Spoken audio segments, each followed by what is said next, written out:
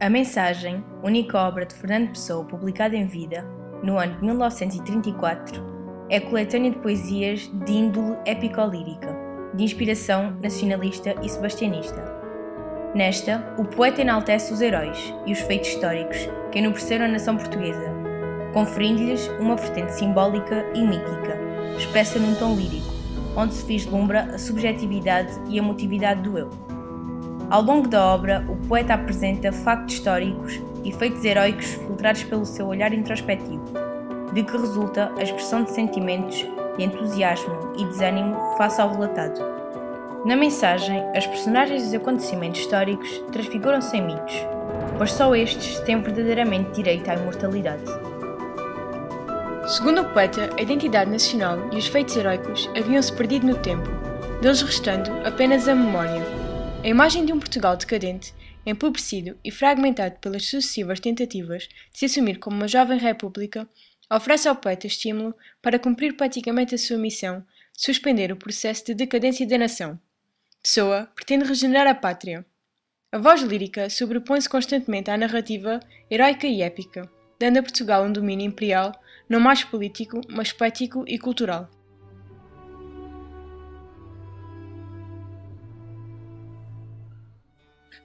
O final do século XIX foi marcado por vários aspectos. A crise da monarquia, o avanço do pensamento republicano, a crise económica e o ultimato inglês. Portugal enfrentava ainda sérios problemas para manter as suas colónias. Em fevereiro de 1908, o rei Dom Carlos e o príncipe herdeiro Dom Luís Filipe foram assassinados por um popular. Assumiu Dom Manuel II, que permaneceu no poder até 1910, quando foi proclamada a República. Nos 10 primeiros anos, a jovem República enfrentou sucessivas crises, agravadas por problemas com as colónias africanas. No plano externo, temos uma nova situação mundial, como a Primeira Guerra, a Revolução Russa e a afirmação dos Estados Unidos no cenário internacional. Em 1926, um partido de extrema-direita tomou o poder através de um golpe militar. 2 anos mais tarde, teve início a ditadura fascista de António de Oliveira Salazar, o salazarismo, que se prolongou até 25 de abril de 1974, com a chamada Revolução dos Cravos. A obra Mensagem é publicada em 1934, um ano depois de Salazar ter assumido a chefia do governo do país, instaurando um sistema de controle total da vida pública, o Estado Novo. O poeta colaborou com o regime salazarista entre 1933 e 1934, mas, como liberal que era, não podia suportar a opressão e tornou-se opositor do regime. Pessoa, como tantos outros portugueses, hesitou perante a ditadura, apoiando-a antes de começar a duvidar, não da ideia de ditadura, mas dos homens que a geriam. A publicação de Mensagem suscitou algumas reservas ao próprio Fernando Pessoa, que se viu apontado por cometer o erro de contribuir para reforçar a ideologia fascista do Estado Novo.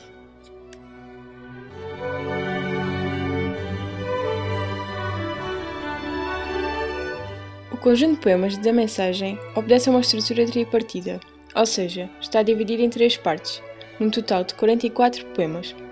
Este tipo de estrutura tem um valor simbólico, remetendo para o facto de as profecias se realizarem 3 vezes, até porque este é o número da perfeição. Esta tripartição corresponde também ao ciclo histórico de uma pátria que passa necessariamente pelo nascimento, vida e morte, pressupondo esta um renascimento que culminará com o aparecimento de um novo ciclo. A primeira parte, Brasão, é constituída por 19 poemas. Corresponde ao nascimento da nação, cujos fundadores lendários ou históricos, desde Ulisses a Dom Sebastião, se tornaram heróis míticos, que ora são invocados pelo poeta, ora se definem a si próprios ao longo desta parte. A segunda parte, Mar Português, constituída por 12 poemas, corresponde à realização da nação e é inspirada no período áureo da expansão marítima portuguesa. Aqui é retratado o esforço dos heróis navegantes, que atravessaram o mar e enfrentaram o desconhecido, e que, deste modo, alcançaram a imortalidade individual e da pátria. Nesta parte, destaca-se a grandeza do sonho convertido em ação, e ao qual não é alheio o destino traçado pela vontade de Deus. Assim, são invocadas as glórias passadas, mas também o são as tormentas, o sofrimento e os medos, nomeadamente nos poemas O Monstrengo e Mar Português. A terceira parte, O Encoberto, constituída por 13 poemas, corresponde à morte da nação e ao desalento dos ânimos. Nesta parte, salienta-se o mito sebastianista, na figura do rei encoberto, que, segundo as profecias de Bandarra e a visão do padre António Vieira, irá despertar o país para a sua missão, a construção do Quinto Império. Há, pois, ao longo desta parte, um grito e apelo de certeza profética à vida de um Messias Redentor, uma esperança ansiosa e impaciente no ressurgimento de um novo Portugal.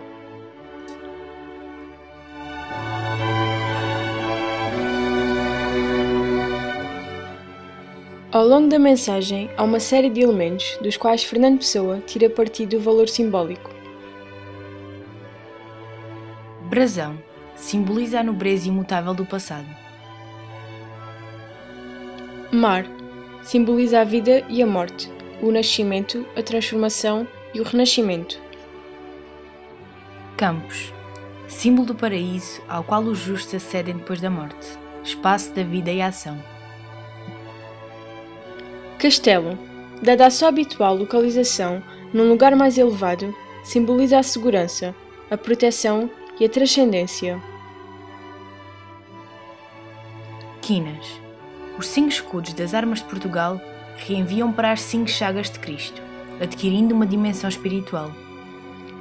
Coroa, símbolo de perfeição e de poder, promessa de imortalidade. Grifo, ave fabulosa com corpo de leão, mas bico e asas de águia. Simboliza a força e a sabedoria, o poder terrestre e celeste. Padrão, monumento de pedra que os navegadores portugueses erguiam nas terras que iam descobrindo. Simboliza o domínio e a propagação da civilização cristã sobre as mesmas. Monstrengo, assemelha-se ao Damastor dos Lusíadas, que foi vencido por Dom Manuel I, o qual por Dom João II. Simboliza o desconhecido, os medos, os perigos, os obstáculos que os navegadores tiveram de enfrentar e vencer. –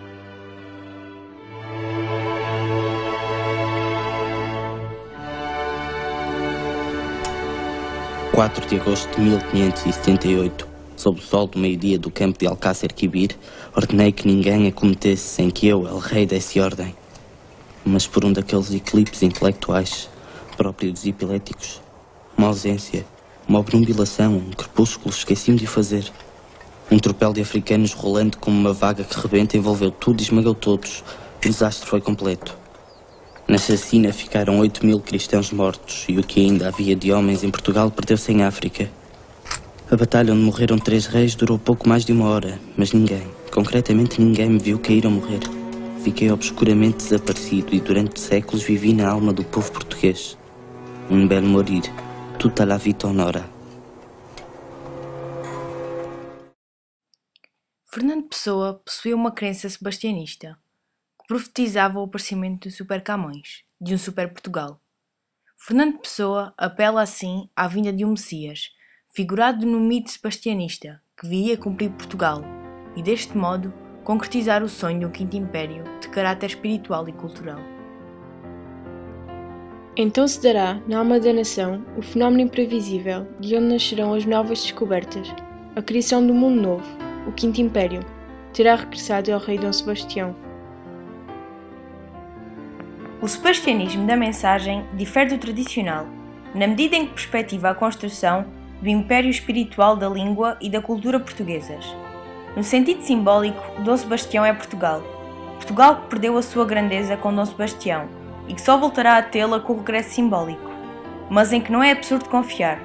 Dom Sebastião é, pois, uma figura messiânica, agente da busca da realização de um sonho. O conceito de Quinto Império não é uma inovação de Fernando Pessoa na cultura portuguesa. A ideia do Quinto Império vem de muito longe na mitologia judaico-cristã. Na Bíblia, mais precisamente na profecia de Daniel a Nabucodonosor, o Império de Deus sucedia-se aos impérios da Babilônia, dos medos, dos persas e dos gregos, e seria um império universal que não teria fim. Aqui, o Quinto Império é sempre de ordem material, ao contrário de Pessoa, que considera o império de espírito e cultura. Para Pessoa, os 4 primeiros impérios já não são os da tradição, mas os 4 grandes momentos da civilização ocidental: a Grécia, a Roma Antiga, o cristianismo e a Europa do Renascimento e das Luzes. Mas, sobretudo, quando fala do Império Vindouro, já não se trata de um poder temporal, nem sequer espiritual, mas da irradiação do espírito universal, refletido nas obras dos poetas e dos artistas. O Quinto Império será cultural ou não, mas diz como o padre António Vieira que o Império será português, e significa que Portugal desempenhará um papel determinante na difusão dessa ideia.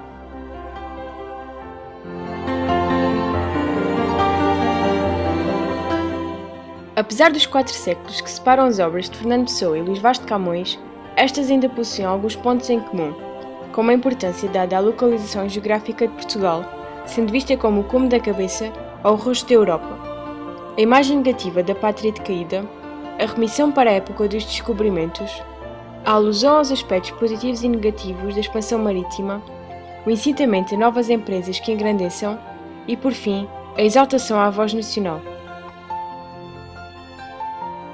Os Lusíadas e a Mensagem cantam, em perspectivas diferentes, a grandeza de Portugal e o sentimento português. Nos Lusíadas de Luís de Camões, destaca-se o elogio de heróis históricos e do Império Real, através do relato da história de Portugal, da expansão marítima e do alargamento da fé, destacando-se de igual modo o enaltecimento do povo português, sendo este o herói coletivo, a glorificação do passado e do presente, e a invocação, elogio e exortação a Dom Sebastião ainda vivo, bem como a incitação à construção do Império Terreno, material, a conquista no norte de África. Na mensagem de Fernando Pessoa encontra-se uma multiplicação dos heróis e da história, os quais adquirem uma dimensão simbólica. Há um destaque para heróis individuais, símbolos de uma era, consagração do futuro, ânsia de realização de um sonho.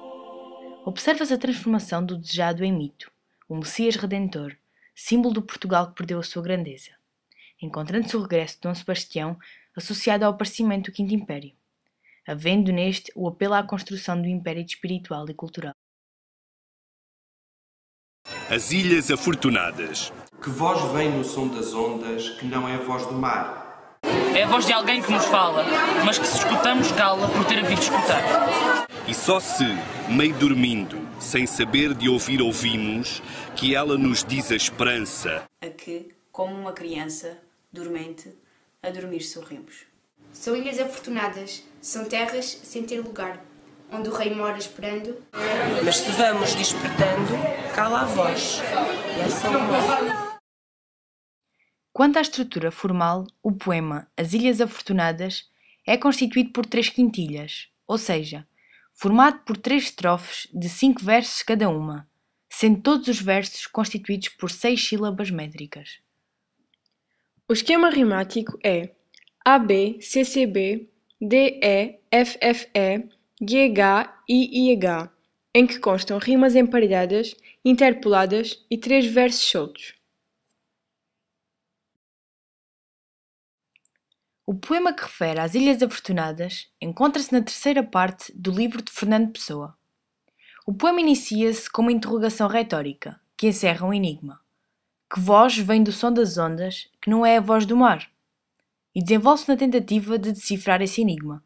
O sujeito poético afirma, não é a voz do mar, mas vem no som das ondas.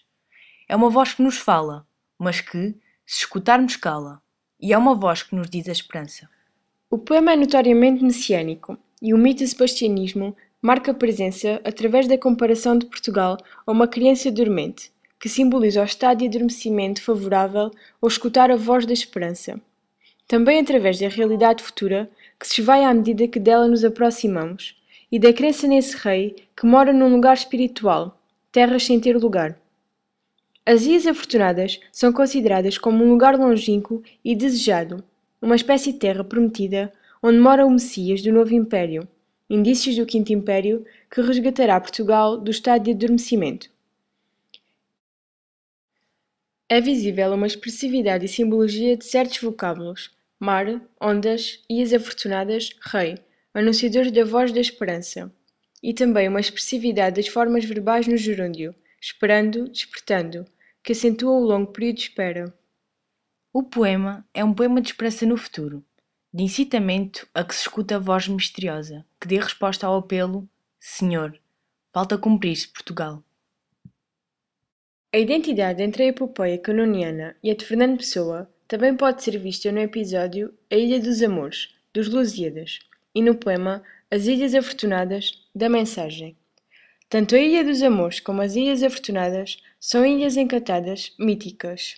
A primeira assemelha-se a um paraíso pagão terrestre, um jardim de delícias onde não há pecado, onde tudo é permitido, reservado aos bem-sucedidos e aventurados navegadores portugueses. No episódio das Ilhas dos Amores, o mito remota a um espaço e tempo anterior à ideia de pecado. Localiza-se numa dimensão do passado mítico de Portugal. No poema As Ilhas Afortunadas, afigura-se uma utopia, o não-lugar, ou lugar que não existe, e Fernando Pessoa denomina as Ilhas Afortunadas assim. São ilhas afortunadas, são terras sem ter lugar. Pessoa coloca as Ilhas Afortunadas como sendo um espaço mítico, já que é a morada do maior mito lusitano, o encoberto Dom Sebastião, que desapareceu na Batalha de Alcácer Quibir. O resto do seu destino perdeu-se na incerteza e na lenda. A incerteza é a localização das Ilhas Afortunadas, bem como a sua referência temporal, que também é mítica. Olha para mim, sou o Fernando Pessoa, olha para mim, estou contente. Todos me adoram, porque sou um dos maiores poetas portugueses, Aliás, não sou um dos maiores, sou 4 dos maiores poetas portugueses, para mim um só não chegava. Isso é lá daí, vá. Vamos lá embora. Ai, vai embora, não se pode chatear o senhor, desculpe. Desculpe estar a chatear o senhor, desculpe.